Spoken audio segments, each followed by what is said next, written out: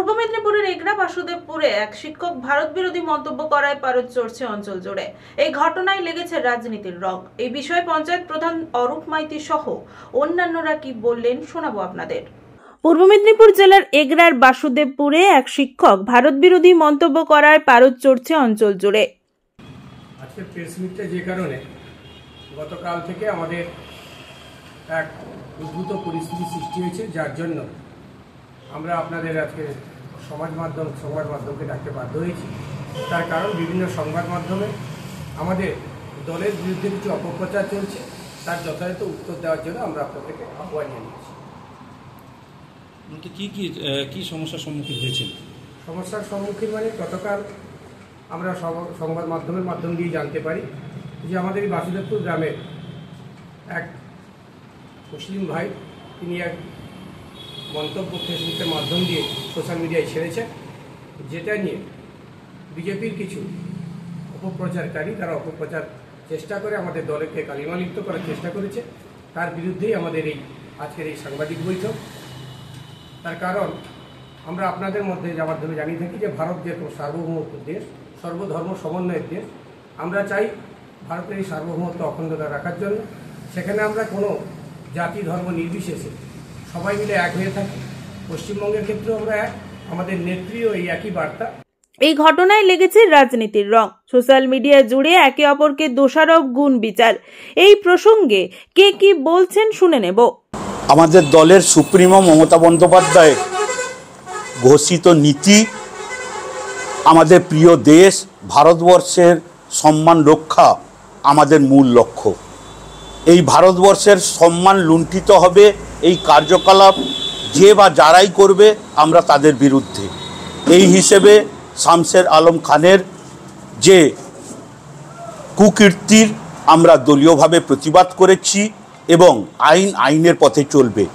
কিন্তু সঙ্গে সঙ্গে প্রতিবাদ করি বিজেপি ভোট রাজনীতির স্বার্থে যেভাবে এই ঘটনাকে কেন্দ্র করে আমার দলকে, আমাদের এই প্রিয় তৃণমূল কংগ্রেসকে কলঙ্কিত করার অপপ্রচেষ্টা চালাচ্ছে এবং সাম্প্রদায়িক শক্তিকে উস্কানি দিয়ে হিন্দু মুসলিমের সৌহার্দ্যতার বাতাবরণ নষ্ট করার চেষ্টা করছে। আমরা তাদেরকে এই অপপ্রচেষ্টাকে বন্ধ করার জন্যে অনুরোধ জানাই, আবেদন জানাই। একটি ঘটনা আইনের পথে চলবে, কিন্তু যেভাবে সৌহার্দ্যতার বাতাবরণ চলছে সেই হিসেবে এলাকার শান্তি বজায় থাকবে। এটা আমার এলাকার সমগ্র মানুষের কাছে আবেদন, অনুরোধ। এটা সর্বই মিথ্যা এবং হাস্যকর।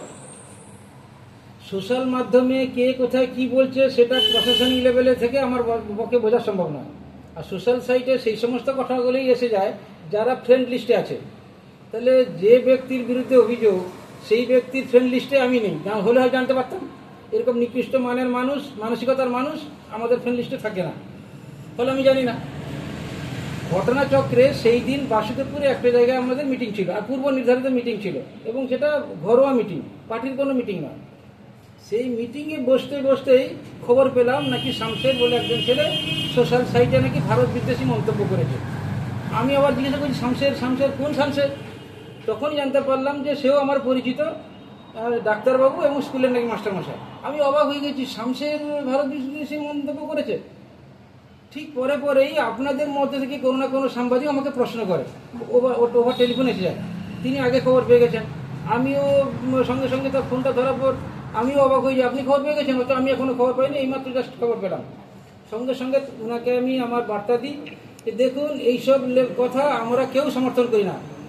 আমাদের প্রধানমন্ত্রী মোদীজি রয়েছেন এবং সর্বদলীয় সমন্বয়ে যে বৈঠক হয়েছিল সেখানে সমস্ত দলই একটি বার্তা দিয়েছে, প্রধানমন্ত্রীজি তিনি যা সিদ্ধান্ত নেবেন দেশ রক্ষার্থে, পাকিস্তানের বিরুদ্ধে যা স্টেপ নেবেন আমরা সবাই সমর্থন করব। আমিও তার অংশীদার। তবে এক্ষেত্রে দেশবিরোধী কাজের জন্য যা স্টেপ নেওয়া হবে সেটা যেন না হয়, আর তার জন্য আমরা কেউ কোনো সাপোর্টও করবো না, কোনো বিরোধিতা করবো না। এই হয়েছে ব্যাপার। কিন্তু প্রধান হিসাবে তো আপনাকে নাকি কেউ জানিয়েছিল আপনাকে? এটা একটা শতাব্দীর সেরা গুজব বলুন, ঢপ বলুন, মিথ্যা কথা বলুন, সবাই আমরা কোনো না কোনো রাজনৈতিক দল থেকে উঠে এসেছি। কিন্তু এই ধরনের মিথ্যাচার যে কেউ করতে পারে সেটা আমার ধারণা ছিল না। আমি দায়িত্ব নিই, আপনাদের এতগুলো প্রেসের সামনে বলছি, আমাকে তো নয়, আমার কোনো মেম্বারকে এই সব ব্যাপারে করার জন্য দায়িত্ব দিয়েছে বলে আমার তো মনে হয় না। আর আমিও খবর পেলাম নাকি আমরা নাকি এই ব্যাপারে একটা মিটিং করছি, মিটমাট করার চেষ্টা করছি। আমি তো মিটমাটের কোনো চেষ্টাই করি, কেন আমি জানতে পারলে তো মিটমাট করবো, আর কার সঙ্গে মিটমাট করবো? আর আমরা নিজেরাও মেম্বাররা দলগতভাবেও বসিনি যে এই ব্যাপারটা আমার দলের লোক বাবু ওকে বাঁচাতে হবে, ব্যাপারটা তা নয়। আমি আমাদের দলের প্রোগ্রামে কখনোই তাকে সোচ্চার হতে দেখিনি, দলের মিটিংয়েই দেখিনি, কখনো জ্বালাময়ী ভাষণ দিতেও তাকে দেখিনি, কোনো মিটিং মিছিলও তাকে দেখিনি। অন্তত দীর্ঘ 7-8 বছর ধরে তো আমাদের চোখের সঙ্গে কানেকশন হয়নি। ফলে সেই ব্যক্তিকে আমাদের দলের লোক তাকে বাঁচাতে হবে সেই মানসিকতা আমাদের কারণ নেই। ব্যুরো রিপোর্ট, খবর বিসিবিএস।